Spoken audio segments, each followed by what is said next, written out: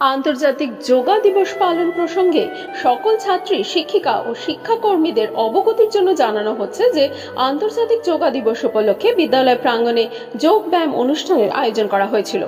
তারিখ 21শে জুন 2026 শনিবার।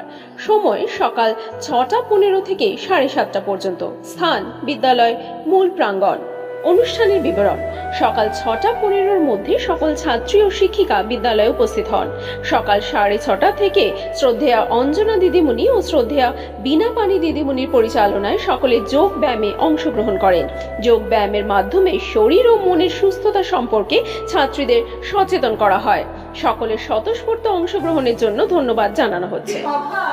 সদস্য হলেন মেঘনাথ সাহা, সুনীল কুমার চট্টোপাধ্যায়, জগন্নাথ সরকার, শ্যামাপ্রসাদ মুখোপাধ্যায়ের মতো বিশিষ্ট ব্যক্তিরা, এবং অনেক তর্কাতর্কি, আলোচনা এবং ভোটাভুটির পর ঠিক করা হলো যে বঙ্গদেশ দুর্নীতিকরণ হবে, ভাগ হবে অংশে।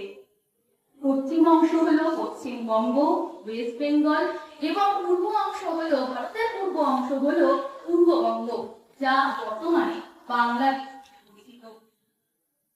এবং 1947 সালের 15ই আগস্ট স্বাধীন হওয়ার সঙ্গে সঙ্গে ভারতবর্ষ নতুন সূর্যোদয় হলো, নতুন পশ্চিমবঙ্গে জন্ম হলো, নতুন এক পশ্চিমবঙ্গের।